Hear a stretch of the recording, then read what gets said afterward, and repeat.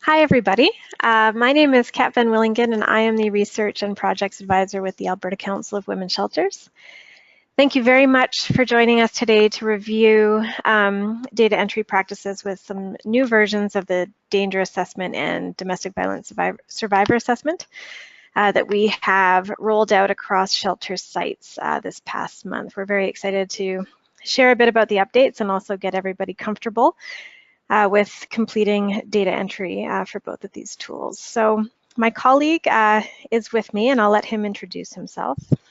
Hello, many of you know me. I'm Christoph Peck. I do data and member support with ACWS, and when you have a problem with your database, it's usually me that you're speaking to, and hopefully helping you out on that.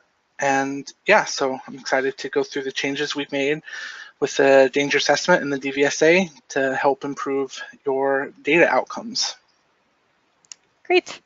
So I'm being a bit ruthless about our start time here because we only have an hour. I see people are still trickling in, but we have a few kind of background and housekeeping points that we'll make. So as people get signed on, I don't think they'll miss any of the essentials, and we are hoping to have the video uploaded as soon as possible to distribute as well. So do feel free to circulate that amongst your staff when it's loaded.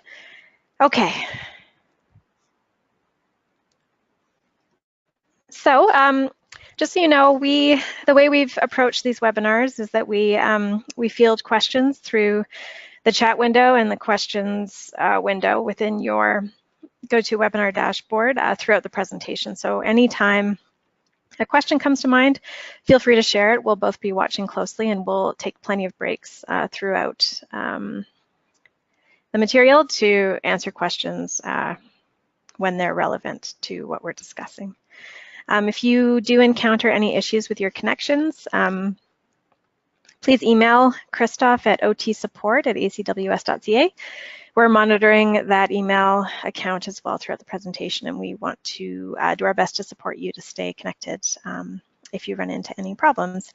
And I did send out a couple of links yesterday, although some of you registered after those links were sent, but GoToWebinar has a great troubleshooting and frequently asked questions section to their website that can help you with any sound issues that you're having and that type of thing. So those resources are available to you.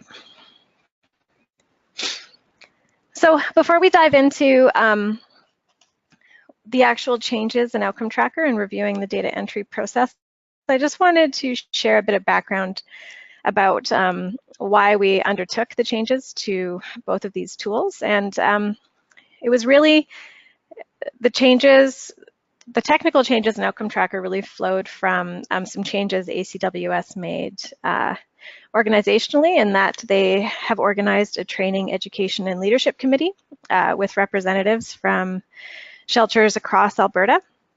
And one of the goals of that committee was to update the danger assessment curriculum and encourage shelters. It's one of the most widely used tools we have in our network, and it was a focus of that committee to really build capacity in shelters to use that tool as effectively as possible. And as that process was underway to redevelop the curriculum, we realized that there were some advancements that have been made in Outcome Tracker that could be used to make data entry and data gathering for this tool in general much easier for both shelters and for ACWS. So we were having some issues with scoring on the part of shelters that, because the scoring was manual, that often there would be data entry errors, as you would expect.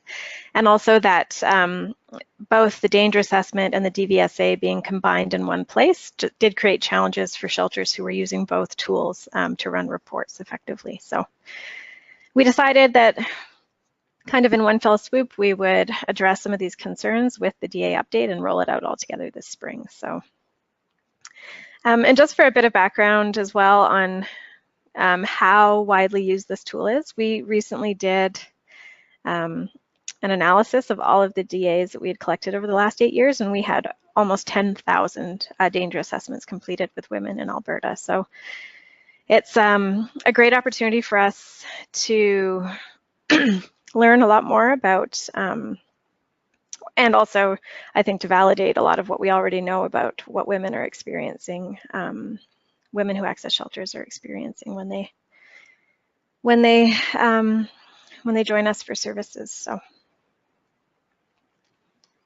okay, I'm just going to pause for a moment to see if any questions have come up. It doesn't look like it, so I'll carry on. So today, the topics we're going to cover over the next hour include the data entry process, and we will cover both tools. I know not everybody is using the DVSA as much, but it's very quick and straightforward, and because both tools are being impacted by these changes, we felt it was important to address both tools in this training. We're going to address some anticipated errors that we think shelters might encounter, and then quick and easy ways to fix them. Some of the ways that shelters can make customizations to the data entry tabs. So, a lot of what we roll out across the network is intended to stay pretty standard, but there are some ways that shelters can make changes to suit their needs. So we'll cover those. We'll also cover some of the essential parts of these tools that are standard and that can't be changed, just so you're aware of sort of what the limitations are. We'll show you where you can find network reports that we've designed for the tools, and then give you a bit of an update on some of the work that's still remaining for this process. We're almost there, but we have a couple of things to tackle yet. And I'll just clarify, what we won't be able to cover on this call are clinical questions about how to administer the tools with women. But what we can do, if you do want to share those questions, we can certainly connect you with our colleagues at ACWS who are better suited to support you in those aspects of your practice. Okay, we're almost there, but I just want to cover for you what our goals are for today, what we hope you leave with, and if you are finding any gaps in the information we've provided, we do want you to let us know. But we hope that today you will leave with the information you need to enter quality data for both tools, that you get an opportunity to ask questions and have them answered clearly and concisely. That you understand what resources are available to support you with data entry and management for these tools.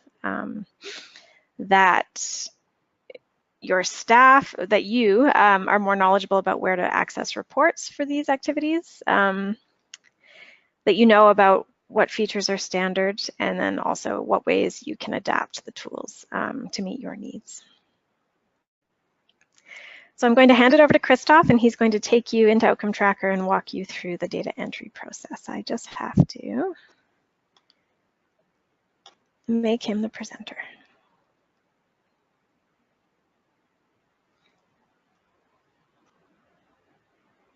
All right, can you see my screen, Kat? I can, yeah. Okay, excellent. So let's talk about the danger assessment first. The danger assessment is, I think, with the new enhancements, simpler than it was before, hopefully. This section is pretty simple here, just the date as it was before, type of program as you do for most of your activities. And then if you want, name of the staff completing the DA questionnaire. And then this will open up the DA calendar. If the DA calendar has been completed, you hit yes, and then you can put it in Outcome Tracker.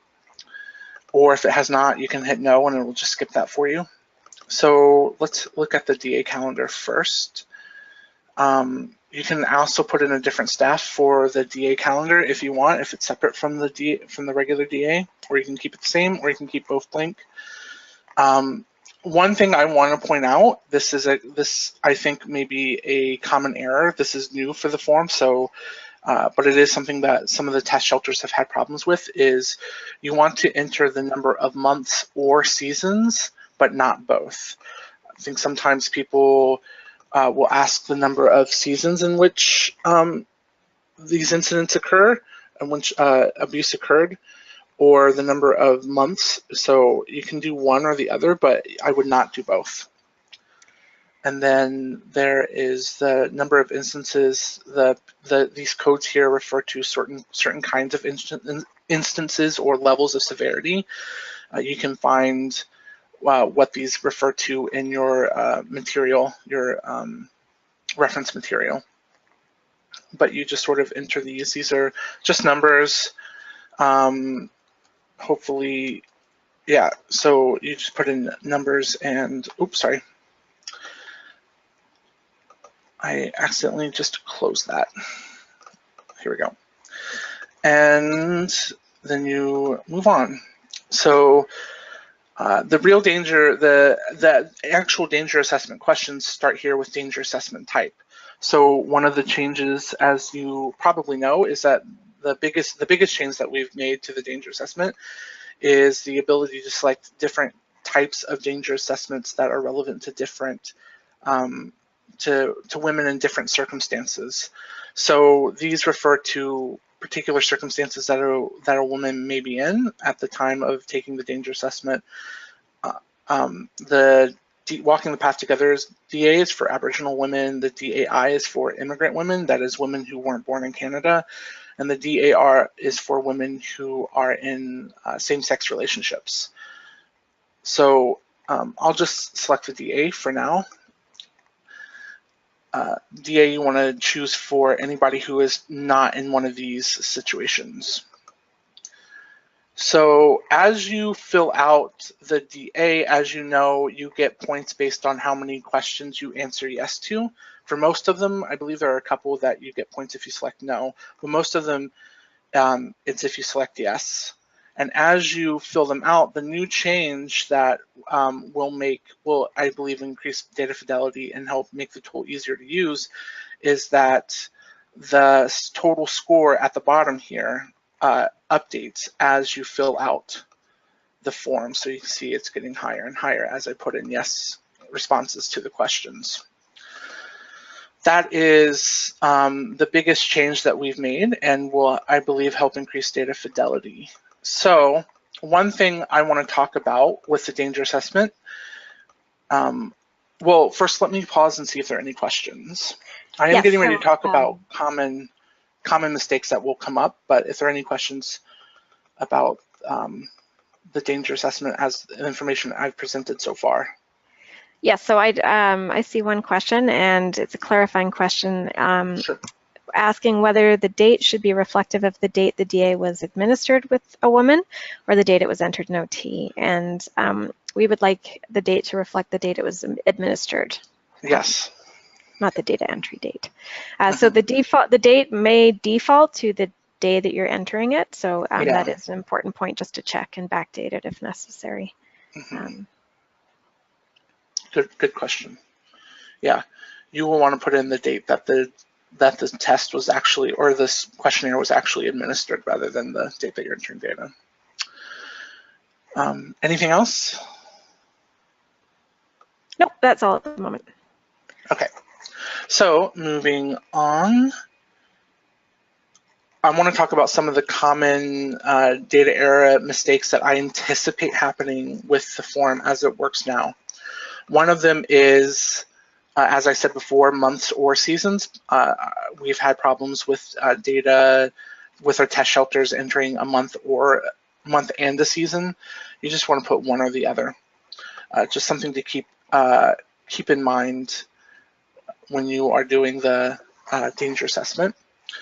Another mistake that we have come across in the test shelters is someone will start filling out a form and then they'll realize, oh, this person really should be filling out a DAI rather than a regular DA, and switch over.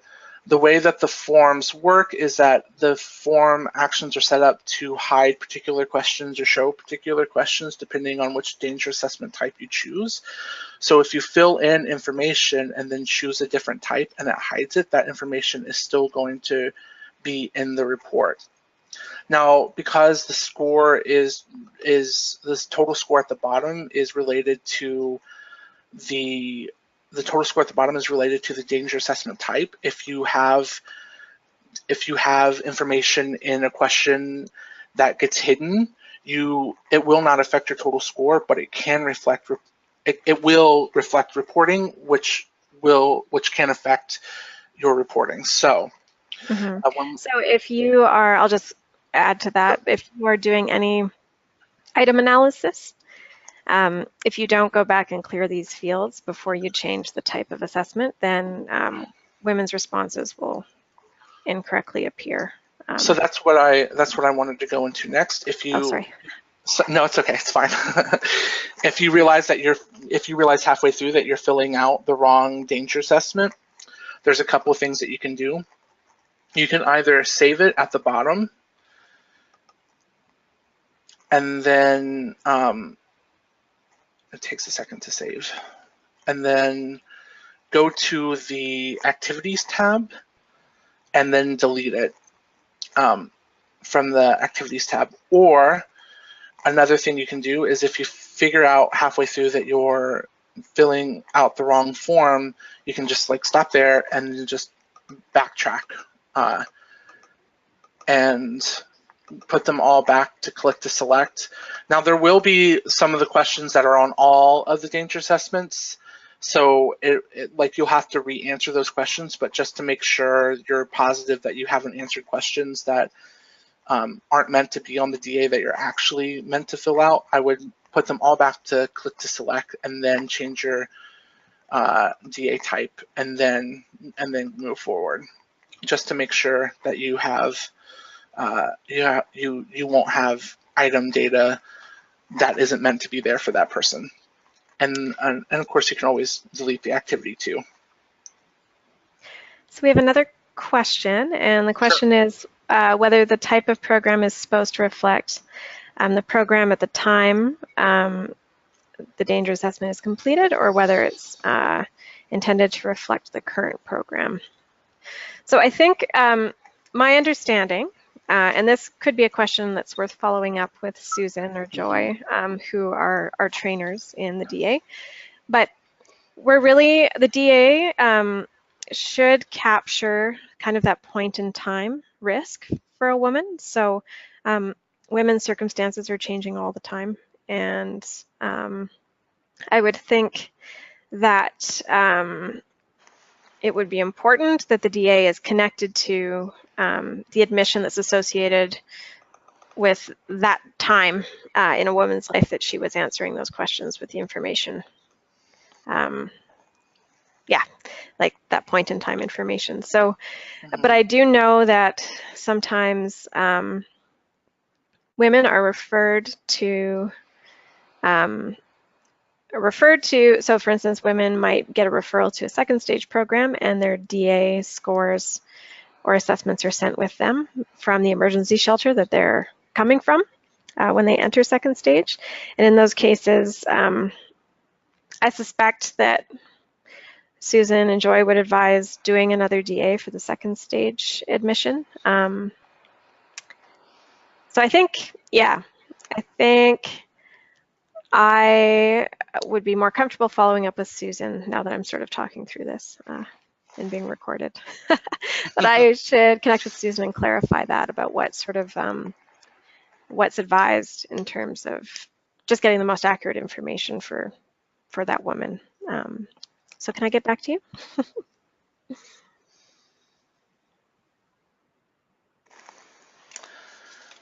Any other questions? Oh, and yes, another one just popped up. So, and Christoph, you might have to confirm this for me, but the question is, if a client is enrolled in outreach follow-up, will the DA and DVSA tabs show up there as well? Yes. Yes. For adults, yes, they will. For adults, yeah. So it's formatted right now to show up on all adult tabs. All ACWS adult tabs. Yes, yeah, all of our network adult tabs, so outreach, follow-up, and emergency and second stage.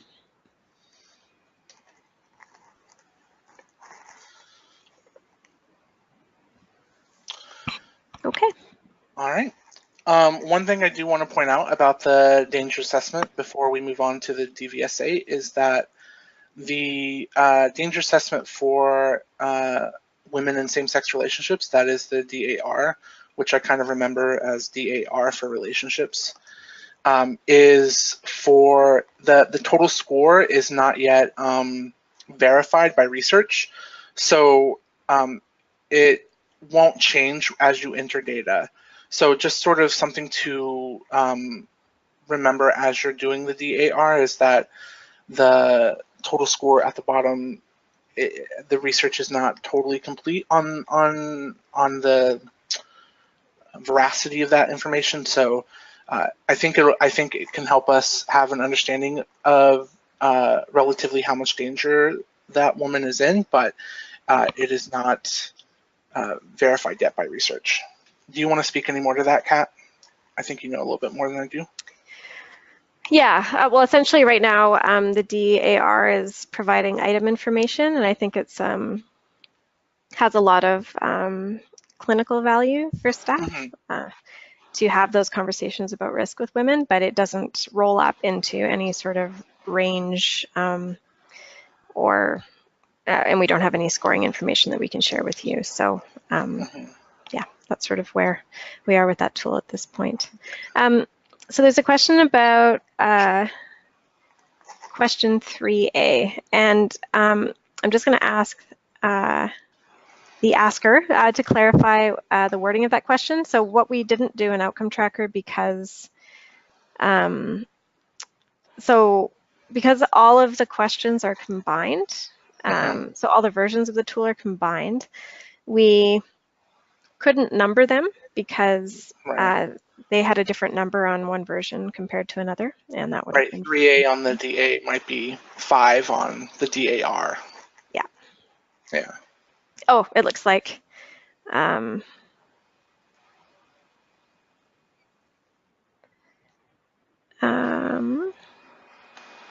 it looks like that question's been resolved, but we do have another one. Okay. Is there any way for the DA dropdown to reflect the type of client?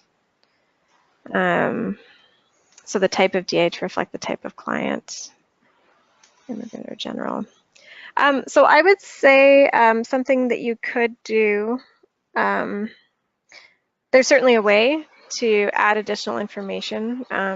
So if you're not, so right now we have the danger assessment type question, and then we have the different tool, the different versions labeled within that dropdown. If you wanted more information reflected for each of those options, I think the only way to really do that would be to add form actions and to connect with us at OT support to implement those form actions. But yeah, we intentionally used the version names because I think that there's a bit more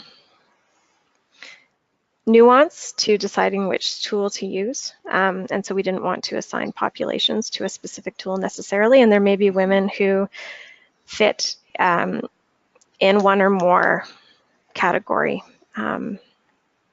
for these tools. So yes, so that's why we intentionally stuck with just using the names of the versions as opposed to the populations they're generally intended to support.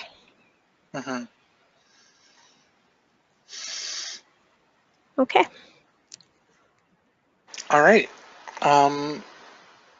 So I think we are ready to move on to the DVSA. Great. The DVSA is somewhat simpler than the danger assessment. Date of survey, type of program as typical. And so the way the DVSA works is you put in a number, 0 to 5 for these fields, and you can put in one of the changes we made is that before you could not put in decimals, and that is important. You need to be able to use decimals in this tool, so you now can. If you put in something that is above what you should be, then you are prompted to reevaluate, I guess you could say. And then as you fill out the forms, you might leave one blank. As you fill out the forms, the fields, you'll get the total score for this subscale and the average score for this subscale. And as you fill the fields in, you will get at the end a total score and an average score. And the average score is what informs the sort of categories that this woman would be placed in based on the answers to the questions. So that is how the DVSA works. Mm-hmm. Possible mistakes. Possible mistakes are that you might, like the total safety or average scores may seem incorrect because of the way that the outcome tracker does the averaging. If that happens to you, we've tested these many times. If that happens to you, please email OT support and let us know. And the same with the danger assessment if you think the scores are wrong, which actually brings me to something I should have mentioned about the danger assessment. One thing that we noticed about when we were testing in shelter sites is we had a couple times where someone would complete the danger assessment and contact us because the total score here was wrong. So in both those instances, what the case was actually was that they were using a paper copy of the DA, and the paper copy of the DA, which they totaled themselves, did not match the total in outcome tracker, and that is because the paper copy of the DA was actually not the most current copy. So the scoring had changed a little, and there was a discrepancy between the total score on the questionnaire and the total score in outcome tracker because the total score on the paper questionnaire was inaccurate. So if you go ahead. Sorry. Go on. I was going to say, I think that's specifically a concern with using the DA for immigrant women. I think that tool, there's been a number of, like the scoring has been updated a number of times. So you may want to just watch closely when using that version of the tool that you're using the most current scoring. Yeah, so make sure that, especially with the immigrant women, but both of the times with test shelters when we had that issue, it was actually with the regular DA. So we anticipate having that. We anticipate that might be a problem for the DAI, but it's also a problem with the regular DA. So yeah, so just make sure that the paper copy that you are using is up to date. And if you think it's up to date and you're still having a discrepancy, please email OT support and let us know, and we'll take a look at it together. And the same thing with DVSA. If you notice that there's a miscalculation, please let us know, and we'll take a look at it together. So are there any questions? Well, there are some questions, but I wanted to clarify too on the DVSA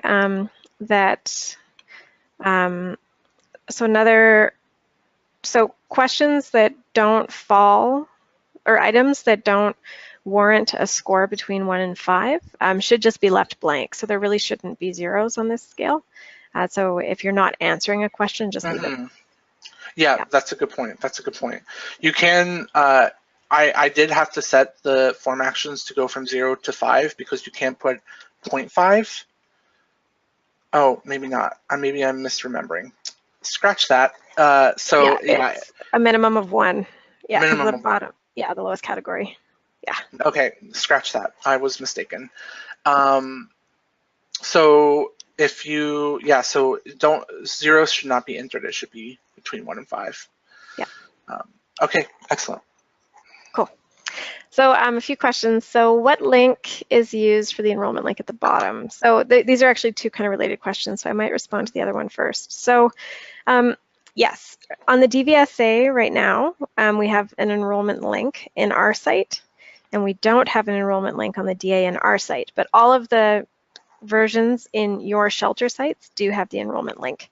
And the reason why, and we just caught this morning, and I only caught it on the DVSA, I didn't catch it on the DA, was that when we made the network changes, one thing we've learned is that when we leave questions like the enrollment link into something that we're copying into shelter sites, it has the potential of making disruptions on all your forms because it's connecting that change with a bunch of other information or other tools that are already in your site. And so when we made the copies, we took the enrollment link question off of the form and then copied it into your site, and then VistaShare manually re-added the enrollment links in shelter sites, and they just forgot to do it in our site. So this morning I did add it back to the DVSA, but not the DA. But you will have the enrollment link on both activities in your site, and we do ask that you link it to the admission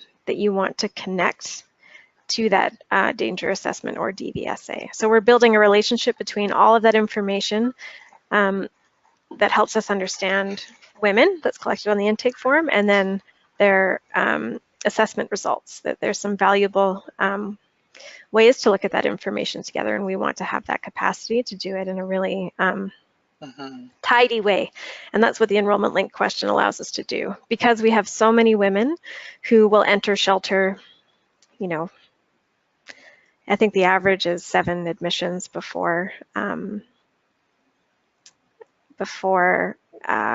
women leave their relationships, their abusive relationships. So there are often a lot of admissions, but not necessarily danger assessments happening for every admission. So we want to just connect the right admission to the right assessment. And then another question is, so yes, the Domestic Violence Survivor Assessment is another training program that ACWS offers. So if you're interested in being trained on that tool, I can connect you with Katie Hickman at the ACWS office. She's coordinating all of our training. And I believe it's right now, I don't know if there's a big training planned, but I know that the trainings have been happening upon request. So Katie can certainly help coordinate training if you'd like training on that tool. Another thing that I would like to point out about the enrollment linking is one issue that we've had with shelters in using the danger assessment is that the client might not necessarily be in an ACWS program, but you still want to do a danger assessment with them. But the danger assessment is set up now to where the enrollment linking is mandatory. It has to be linked. So if that's the case, you can talk to us, email outcome tracker, otsupport@acws.ca, and we can talk about maybe some solutions for you. We want you to use the tool as much as possible, but the value in linking to the intake for ACWS is so great that we made it mandatory on the danger assessment because there's just so much value add to it. So if that is something that you come across, please email us and we can maybe talk about some possible solutions. Great. All right, I think that is all. If there are no more questions about the danger assessment and DVSA data entry aspect of the presentation, I would like to move on to defining tabs. So I just want to make a point that defining tabs is something that you can only do if you have administrator access in your database. But I think it's worth having the conversation about the changes that are possible or not possible, so that if you see something that maybe will help you enter data or help your staff enter data, then you can have a conversation about what's possible. And most of these options are actually possible for all the tabs in your database, so just kind of keep that in the back of your mind too if you want to apply some of these changes. with the exception of, we are going to go over how to disable a tab, and your tabs, your ACWS tabs should never be disabled without consulting with us first. Just to keep in mind, but there are some things that you can change that are minor. So in order to change some tab settings, we will go to Setup here. We can leave this. And we want to go to Define Tabs, which is here under People Organization. And then we will find the tabs we are looking for. In this case, they're towards the end, DVSA, Danger Assessment. So one thing you might want to change is the DVSA is now set to show up for every shelter. A lot of shelters don't use the DVSA. That's an extra tab that clutters that can clutter the a person's file, a client's file. So if you don't want the DVSA to show up for your clients because you're not actually using it, you can click on the DVSA tab and just click Hide Tab and click Update. And the tab will not display anymore for your clients. This is something that you should not do without consultation with ACWS on any other tab. This is what I was referring to earlier, disabling tabs. So if you don't use the DVSA and you know that, we're kind of giving you permission to go ahead and hide the DVSA tab if you have no plans on using it. But with other tabs, please consult with OT support before you hide tabs. So let's talk about some of the other things we can do. So I'm going to go back here. Let's look at the danger assessment. One of the things that I know some shelters do is color code. So you can do that by going here. If this is something that you don't do, then I wouldn't worry about it. But if you want to color code your tabs, this is something that is pretty easy to do. Click on the tab, go here. There are some pre-made colors. And if we go back to the client's file, I think you'll have to hit update for it to show up. Yeah.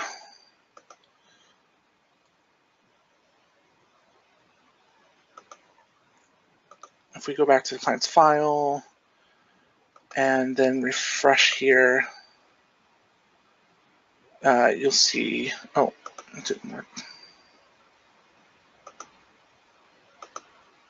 Update.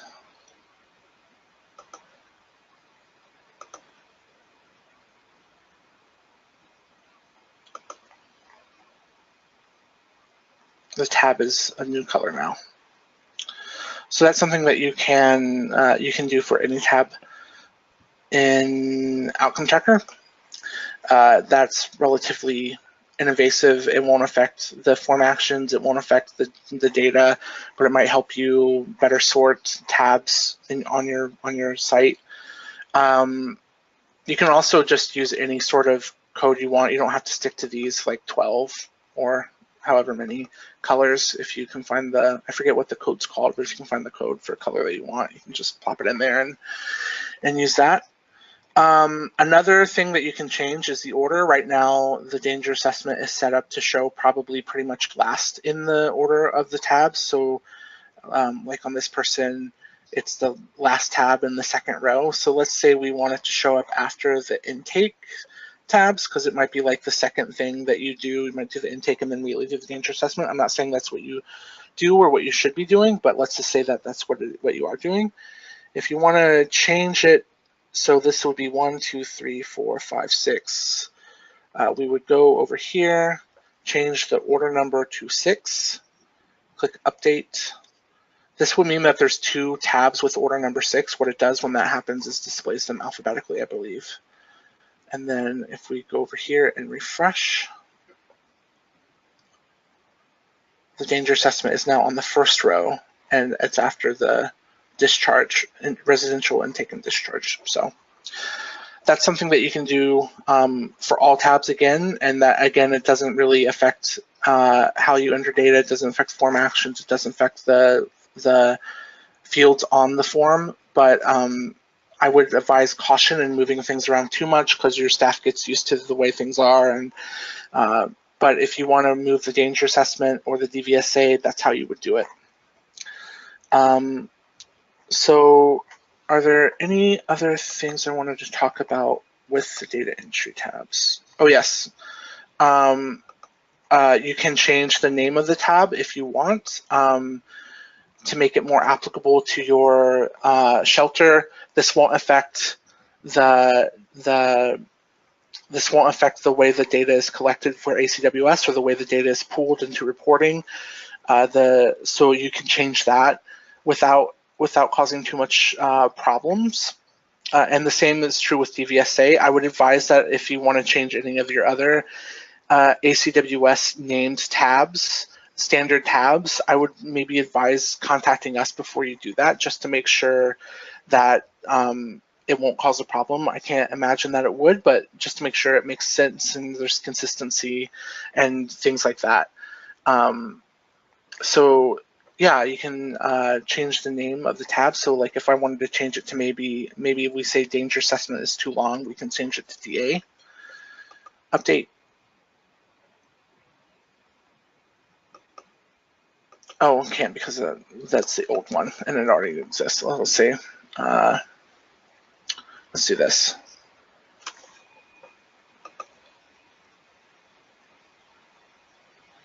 There we go. And if we hit refresh,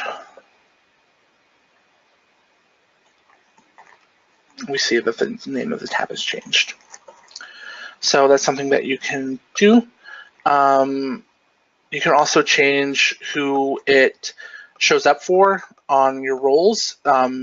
One thing that you can't change is that it has to show up for adults, for ACWS adults. But if you want it to show up for, if you have roles specific to your shelter and you want it to show up for those as well, you can just select those. If you like non-client family member, I don't know why you would do a danger assessment for a non-client family member, but if you wanted to, you could. So if there are roles in your database that are applicable to the danger assessment and you want it to show up on those people, then you can change those. Again, do not take it off of the roles for the ACWS roles that it's currently on. So that's something to keep in mind. All right, let's see, is there anything else? We have a quick question. Sure. The question is, will changing the color affect all clients in OT or just the one you changed? And it will affect, so that tab will change in everybody's record because you're making anything that happens under the setup tab typically will affect kind of your site and everyone in your site. There are options where we can put the same form on different tabs. So they would have to be called different things. As we saw, there's an error when I tried to name two tabs the same thing. And so we could color code it for outcome, for outreach different from residential in that way. But that's a little bit more advanced. I would ask that you contact OT support if you want to arrange something like that. It's doable, but I would want you to contact us just in case, just to make sure that it goes smoothly.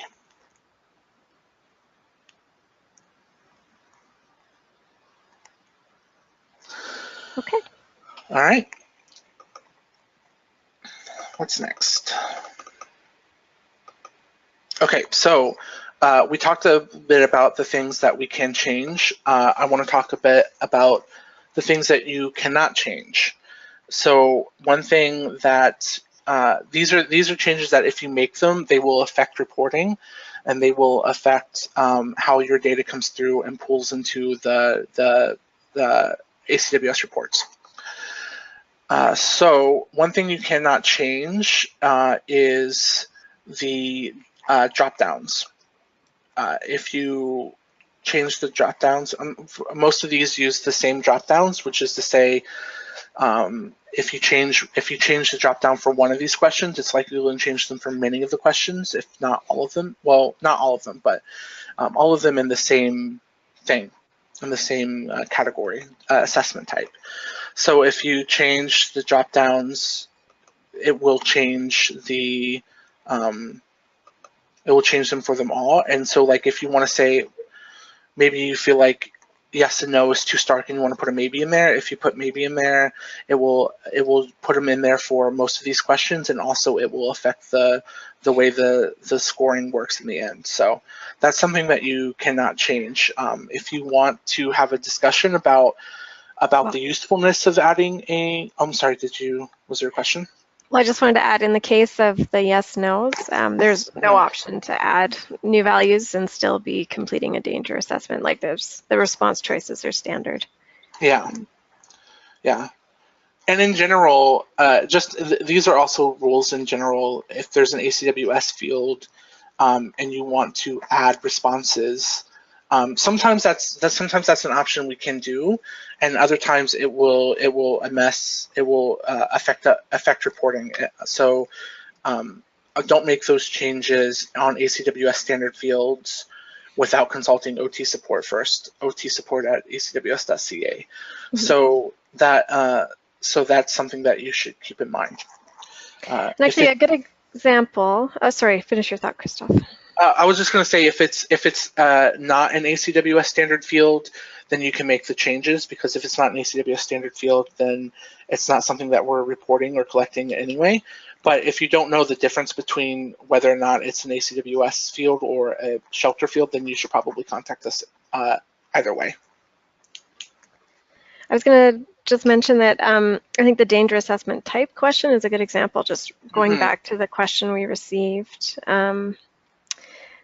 That, like, if you were to change those drop-down values, the form, like say you wanted it to reflect the populations rather than the form label, like that question is so standard to this, the way this whole form works in terms of the calculations that are designed into it and the reports that accompany it, that it would, like, the form would no longer work. So mm-hmm. Yeah, exactly.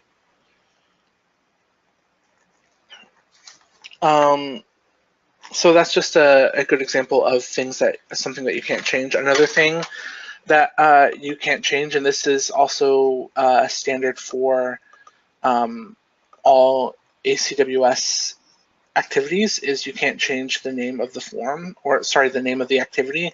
So let's say, I think it's important to understand the difference between changing the name of the tab and the name of the activity. The name of the activity is changed here in the Activities tab, and the name of the tab is changed in this under the Setup Defined tabs, as I showed earlier. So these cannot be changed because the way the reporting works, we have to pull from the name of the activity, and if you change the name of the activity, your information will not be pulled with the rest of the ACWS network activity in the ACWS reports, and the ACWS reports will not work for you individually either. So that's just something to keep in mind. You shouldn't change the name of the activities for any ACWS standard to network activity, but also in particular for the danger assessment and DVSA. And if you have any questions about you don't know if you want to change the name of your activity, but you're not certain whether that activity is a ACWS activity or something that your shelter has put in addition to the ACWS data points that you collect, then I would just go ahead for safety, go ahead and email otsupport@acws.ca and confirm with us, and then we can help you out. So are there any questions about that? Nope, not at this point. Yeah, another thing that you can't change is the enrollment link field. You can change it in that you can put an enrollment link in the actual activity, but taking it off the activity or the form or not filling it out, like I said, the value add is so great for ACWS to have that to be able to link to an intake that I would ask that you contact OT support at acws.ca if you're having thoughts that you might want to take it off or edit it in some way, and then we can walk through some solutions for you together. And finally, if we go into the danger assessment activity here. Just while you're navigating there, Christoph, we have another question, and that question is, can you add to the tab a way to indicate when clients refuse to complete a DA? And I think that's a really good point, and I'm thinking that probably a great place to collect that would be on the intake form or in a case note somewhere. So I think I'm going to make a note to follow up about that question, and if anyone else is interested in that, we can certainly follow up with everybody about it. But I'm wondering if it makes sense to complete on the like I'd want to give some thought about where we should document, like where the best place to document that is. So yeah, I think that's a really great point, and I'll get back to you. Yeah, I'm not certain that the danger assessment form and activity itself would be the best place to do that, but we should have a conversation about that for certain. One thing that you can't change in the danger assessment and the DVSA in particular, this is also a pretty golden rule for most ACWS forms, is the form actions. So the way that we're able to do the scoring for the danger assessment and the DVSA is through form actions, and they get really complicated. I'm actually not even going to pull up the form actions for the danger assessment because there's so many that it literally takes 2 to 3 minutes to load the form actions to be able to even see them. So I'm not going to load them, but I'm just going to tell you that for the danger assessment and DVSA in particular, and for most standard and network activities, I would stay away from the forms tab and editing the forms tab because that can affect the fidelity of your data. If you have thoughts about what you want to change or ideas, please don't hesitate to contact OT support at acws.ca and discuss that with us, because I mean, we're very open to having to ideas. If you can think of ways to make data entry for any activity on the ACWS site more streamlined or better, then please let us know. And if you have changes that you want to make and you don't think it will affect data fidelity, just email OT support at acws.ca and we can talk about it. And if we decide that that change is fine, then you're welcome to make that change, or we can make that change together. Form actions can be pretty complicated, so unless you have a fair amount of comfort with Outcome Tracker, I wouldn't bother making changes to forms at all anyway. So just something to keep in mind. Okay, kind of running out of time here. Are there any questions? Okay. Nope, not at this point. Okay. So quickly, I want to go over the reports. The reports are in here. So if you go to the reports tab, and then over here on the ACWS shared network reports, there is a subfolder called Queries and Reports by Form or Action. Form or Activity, sorry. And then under that, there's a subfolder called Danger Assessment and another one called DVSA. These are where the reports for the danger assessments and the DVSA are going to live. So if you want to run a report for the danger assessment, then you will want to come here. And we've tried to anticipate your reporting needs with the reports that we have now, but of course we can't anticipate everything. So if there's something that you want to do for reporting, you can try your hand at doing that yourself. But I would suggest maybe contacting OT support at acws.ca, because if you have an idea of what is useful, then it might actually be useful for other people too, other members in the network. And Kat and I can make a report so that it is available to everybody on the network. And so if you have an idea of what might be useful for reporting, please shoot it our way and let us know, because that would be really helpful for everybody. One thing I want to point out is with the danger assessment If you want to pull historic data, that is data that was entered before this change was made, you have to go to the archive. Because we changed the name of the activity to make it more clear, historic data will no longer pull into the current danger assessment reports. So that's just something to keep in mind. So this danger assessment, the DVSA report, we've recently learned is not so useful. So we're going to be updating the DVSA report in the next few weeks, and that will be available for you too soon. So right now, the report that's in the DVSA will eventually go into an archive, and we'll create a new one. Yeah, so that is reporting. Are there any questions on reporting? Don't see any. Okay, so let's move on to next steps. Okay. So we just sort of talked about the reporting already. So as I said, if you have an idea, let us know, because we can design them in the network and then they'll be available for everybody. One thing that we need to do to sort of follow up and wrap up this process is for people who have completed the DVSA information in the old activity, we need to migrate that over to the new DVSA, because we don't have to do that for danger assessment, because we essentially turned the danger assessment DVSA into the new danger assessment. But because of that, the DVSA is now a separate activity. We need to move the information that was put into the DVSA now into the new DVSA activity, and that will involve importing and exporting, or rather reverse exporting and then importing your information into Outcome Tracker.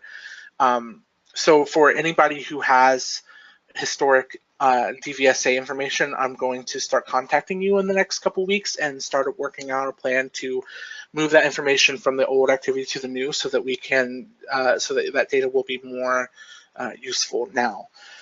So that's upcoming. And also, Kat and I decided not too long ago that we would split up the Outcome Tracker manual, so that there's an admin manual and a basic users manual to make it more navigable, more useful for the members. And the new updated Outcome Tracker basic users manual will be available and out soon, and that will include instructions on how to enter the danger assessment in the DVSA. All right, do you want to take it from here? Yeah, and I'll just, a couple of questions popped up, so I'll address them quickly. So one is, will the DA and the DVSA reports be required to be sent in with monthly reports? And no, so the DA and DVSA are just tools that we use to inform practice. There's no reporting requirements associated with them. So if we're ever doing data polls, it would be just to benefit the network and to benefit shelters collectively, but you don't need to worry about any changes to your monthly reporting to your funders, unless you have outside funders who do require that information, but none of the provincial funders require that information. And then a question about data migration. So the question is, how far back will we need to go for data migration? And I think really, like, the way we're approaching data migration is just to ensure that shelters have the data where they need it, so that they can work with it. So we don't have a big stake in how much data gets moved. We really just want to ensure that this process doesn't disrupt shelters' ability to use reports effectively and analyze their data as they need to. So we don't have any real requirements of you guys. It'll be sort of shelter directed. So if I can just speak on that for a second, the amount of work it takes to export and then re-import a little bit of data as opposed to a lot of data is negligible. So if there are reasons why you don't want to export and import all of your previous DVSA information, that's understandable. let us know and we can work around that. But if there's not, don't worry about like it's going to take a lot of time or a lot more work to import everything as opposed to just a little bit, because it actually doesn't. It all goes on the same spreadsheet. It all gets imported in the same way. The difference in the amount of work and the amount of time it will take is negligible. So just something to keep in mind when you're making that decision. Yeah, great. Okay. So I just wanted to point out a few additional supports available to you guys. So in your GoToWebinar panel, you'll see a handout section, and we do have a copy of this PowerPoint. Oh, thank you, Christoph. Just one second. No problem.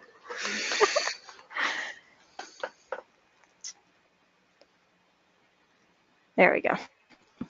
Yeah, so you do have copies of this PowerPoint, a brief overview of data entry for the DVSA, and that will be added to the basic users manual that we'll be releasing next month. So watch out for that update. You have a copy of the participant handbooks for both the danger assessment training and the DVSA training, and I included those because